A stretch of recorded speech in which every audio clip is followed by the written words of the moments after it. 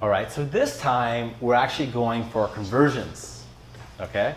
So this time, this is where we're actually going to get somebody to maybe opt in for something, download our ebook, buy something, purchase a ticket to something, okay? So this is where we actually get our conversion. We're actually capturing the lead into a customer of some sort. Or it could even just be capturing the lead into an email source, whatever you want.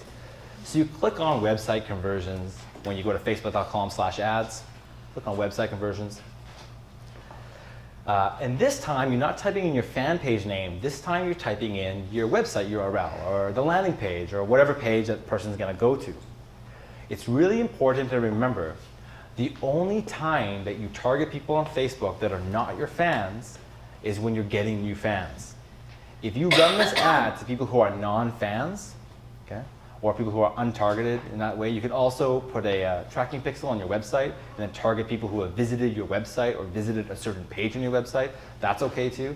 But you do not want to use precise interest or broad categories and then target people with this conversion ad. You do, your conversions will be very low and your acquisition costs will be very high, and you will complain that Facebook ads doesn't work and that I don't know what I'm talking about.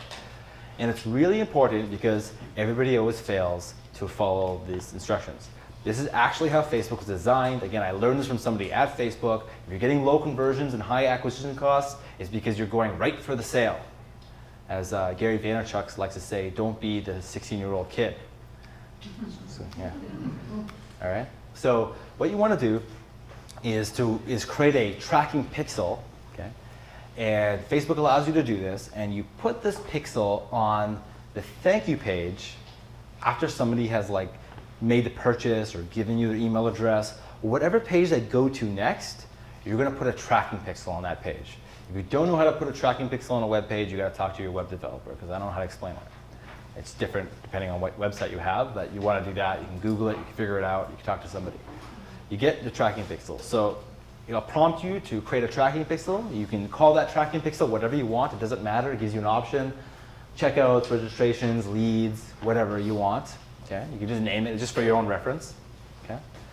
And then it'll spit out this code. And this is the code that you're going to want to put on your thank you page. This is a very tiny pixel that the human eye can't really see unless you zoom in and look really carefully, and you're probably never going to find it. And basically what it means is that if the image loads, it's going to track the conversion. Okay? So if somebody has seen your ad, and then they have loaded that pixel on their browser after seeing that ad, it'll track it as a conversion. Now, there's a little downside to this. If you optimize when you're actually at the checkout portion of this ad stage, if you actually optimize for conversions, okay, and you're also, for example, doing an email campaign, okay, what happens is if someone opens your email, for example, clicks on your link, and then looks at your website, and then later on they see your ad, they click, they look at your website, then later on you email, or they see you on Twitter, and then they go and then they buy, it'll still track it as a conversion. So no matter how they converted, if they saw the ad, if they were on Facebook and that ad loaded, and then they registered somehow, it'll track it as a conversion. So you could be paying for conversions even though they didn't really come through Facebook. The reason Facebook justifies this is because the Facebook ad and the frequency of the ad could help to increase social proof and also increase the conversions. Okay? But I've been trying to run more split tests on this to try to figure out if it's cheaper to just bid for the most clicks, which is what we used to do. So I run the tracking script so I could still track conversions and get a pretty good idea, but I bid for clicks instead of bidding for conversions. Okay? And I don't know yet which ones cost less. I don't have enough data to be able to back up or solidify either one. Okay? But it's just something to be aware of. Okay? And that was a more advanced kind of thing. All right. Sorry. And so then you're going to design your ad. This time again, you're going to use a benefit statement as your headline, but this time you're not going to say like my page. You're going to have a call to action for someone to do something.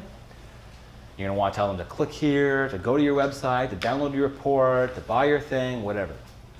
Usually you want to use a call to action of some sort. I've also found that a source of scarcity by saying that there's only X amount of spots left, or the sale will end in 72 hours, or something like that. Some form of scarcity I have found in my experience works better than a call to action like click here now, register now, etc. Okay, so a source of scarcity. Again, you only have 80 characters to write this. Okay, the headline is 25 characters and the description is 80 characters. And same rules apply when you're creating newsfeed ads versus right column ads, etc.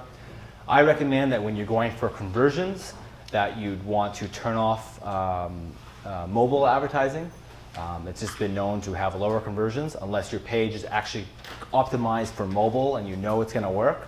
Turn off mobile conversions. Typically, if you do a test on this, your conversions on mobile will be a lot lower. So people on a mobile device, it's a bit harder to type. They got to fill in their credit card information, etc. So you're probably better off if you're going for conversions to just go desktop and just go desktop right column ads. And again, you only want to target your fans with this ad. Okay? What happens when you target your fans with this ad is you're going to get a very high frequency with those fans. They're going to see your ad probably like 25 times a day. They're going to tell you how annoying it is, and they're going to buy. Okay? That's going to work.